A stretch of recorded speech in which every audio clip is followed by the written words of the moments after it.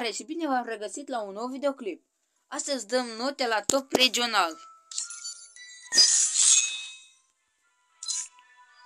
Prieteni, regional. Dăm note la top 20 regional. Top 20.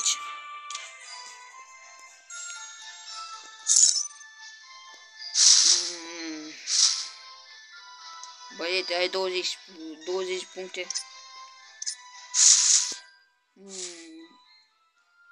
Ce notă să-i dau? Merită, să asortează. Merită un 8. 8 de încurajare. Mai mult nu merită.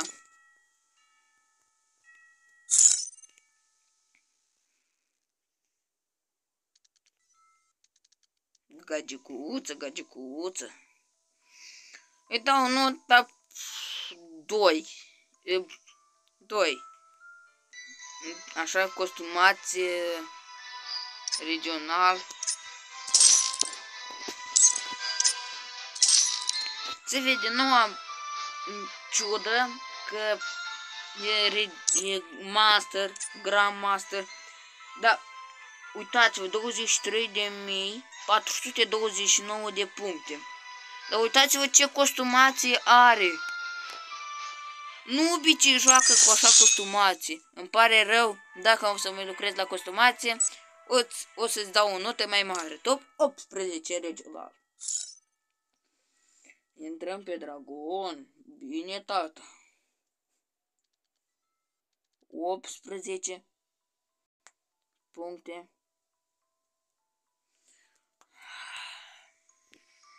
Ce notă să-i dau lui ăsta?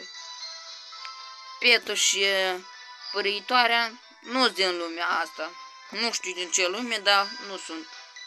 Îi dau nota 7.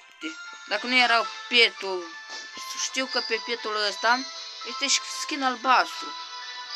Pe părăiți tot este skin albastru. Tot la incubator. Mamă, cine știe numele cinciunghezului ăstuia, îi dau 100 de lei. Vă rog să mi-l scrieți în comentarii. Vedeți? Tot la top mai mare, punctele de aici nu se fac mai mici. Shotgun mare. Spam.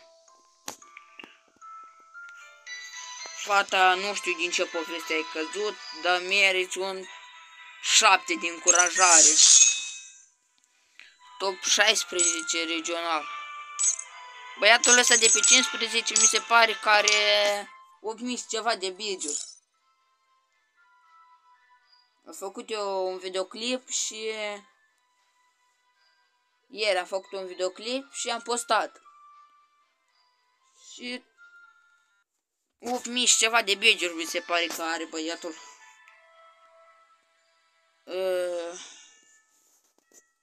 Băiete, ai haină veterană pe tine.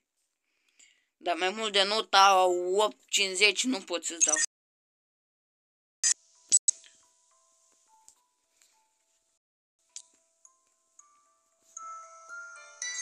Haide mă, ce nu încarcă? Nu? Fix așa denumire. Mi se pare că același player. Nu știu, mă voi uita pe episodul trecut, pe videoclipul trecut și vom vedea. Voi vedea. Păi mi se pare că tot aceeași persoană era.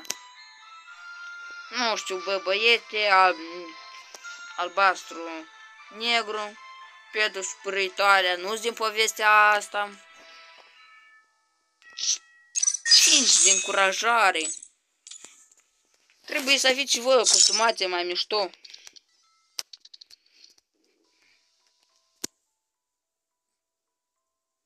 Băietul meu e cu drabavicul în mână. Vă rupe vesta, casca. Nota 8.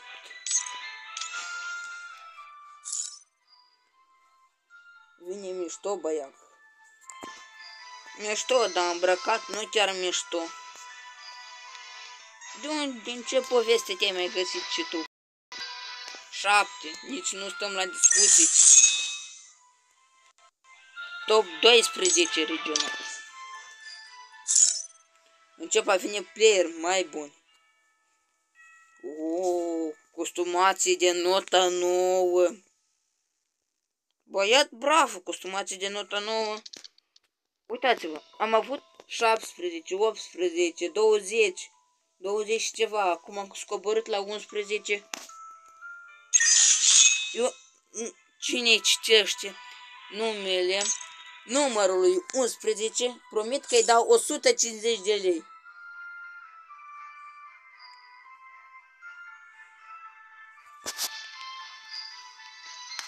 Ciuciunghezu.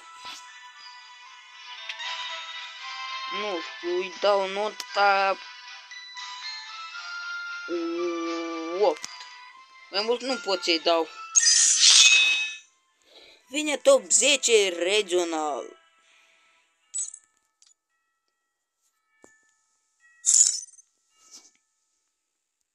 Intră frumos băiatul meu.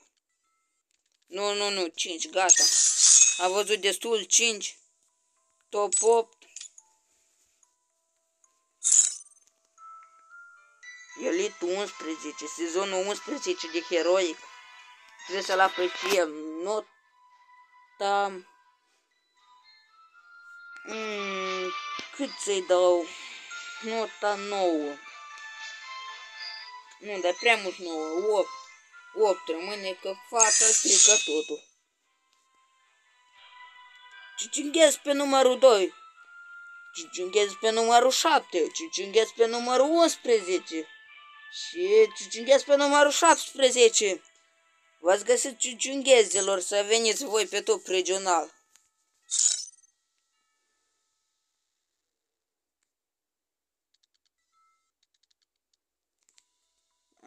Parcă se asortează din 8.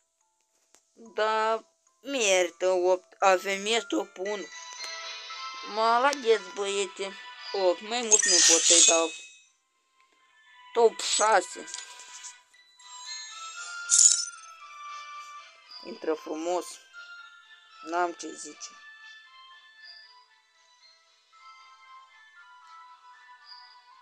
Dar dacă era Angelica, era 9. Dar așa e 8. Azi cam multe note de 8 eu dau. Numărul 5.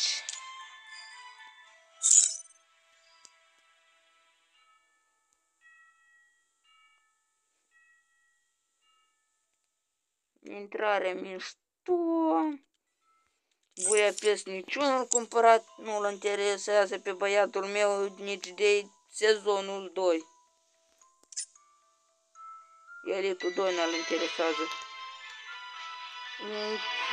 Costumația nu știu din ce poveste. Contul e bunicel, dar costumația din ce poveste, băiate? Nota 8. Top 4. Sezonul 3 el are. Locul 3 pe Grosa și vine din nou într-o mașină. Clar, dacă are bannerul de la sezonul 3, trebuie să aibă și casca, pălărie de la sezonul 2 pe cap. Nu, băiatul ăsta e 10, sigur. 10 fără dar și poate. Într-o frumușel băiatul. Dar costumația nu cam. Cum facem, băiete?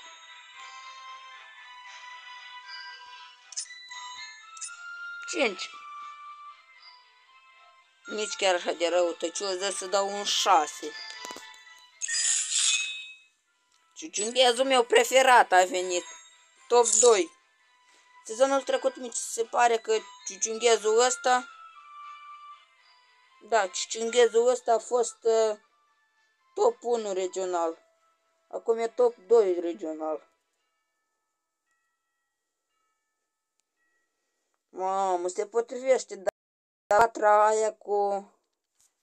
Da, bă, se potrivește efectele de pe spate. Repet, nu știu din ce poveste. Mergi tu nouă. 104.000.